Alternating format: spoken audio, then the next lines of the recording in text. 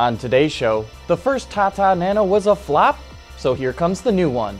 FCA is delaying car programs, and Tesla seems to be scamming the state of California with its battery swapping program. All that and more coming right up on Autoline Daily.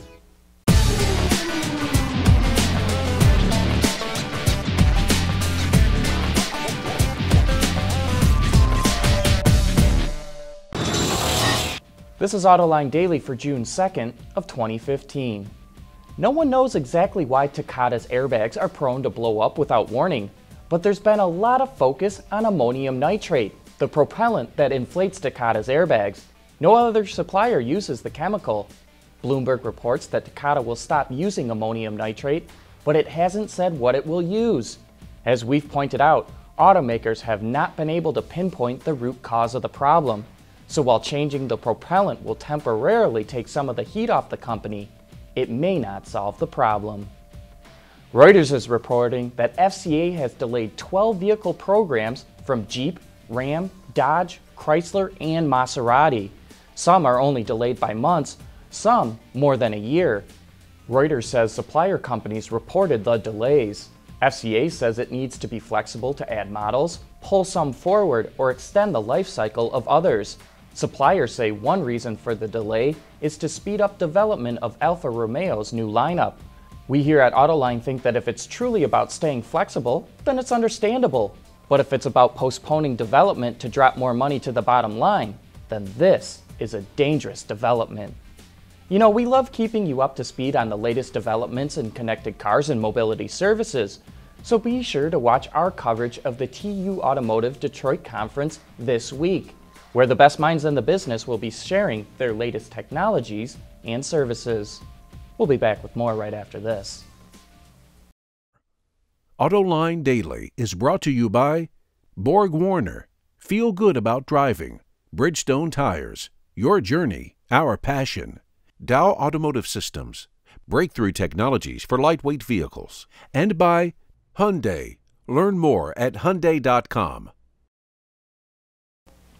Hyundai is pretty good at coming up with new and novel marketing programs, so to snag potential customers at sporting events, outdoor festivals, and shopping malls across the US, Hyundai technicians will be providing free vehicle inspections and top off any vital fluid that is low.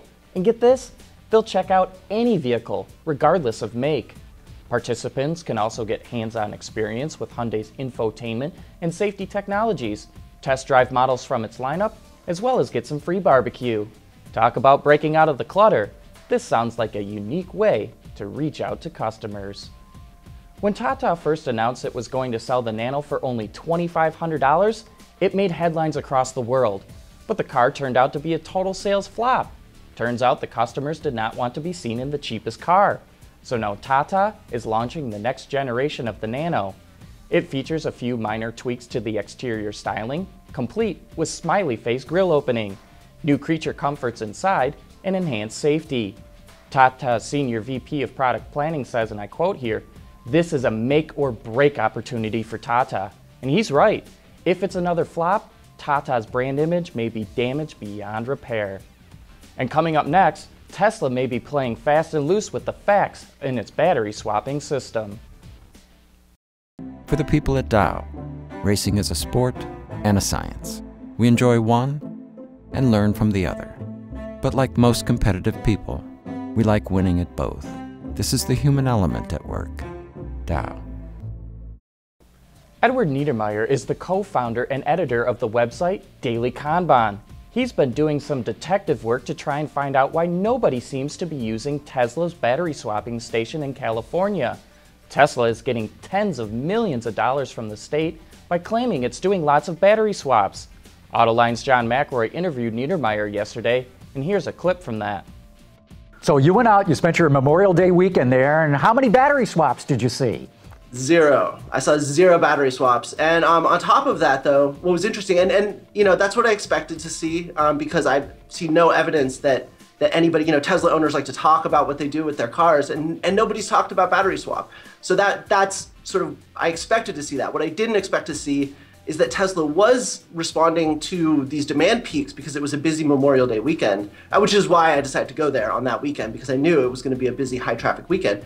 Sure enough, they were worried about it. They should have been worried. There were backups at the supercharger lines, and the response, instead of making this battery swap available to customers, they hooked up 2 extra superchargers to a diesel generator behind the swap station.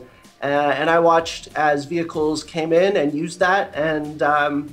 And so to me, I think, it really illustrated this giant gap between what Tesla says they're doing, both in terms of the battery swap, but also in terms of their broader claims about their supercharger network. And then the reality on the ground. So I'm really glad I made, kind of made the sacrifice to go down there and check it out. You can watch that entire interview right now on our website at Autoline.tv. It's about 8 minutes long. But that wraps up today's report. Thanks for watching. Please join us again tomorrow.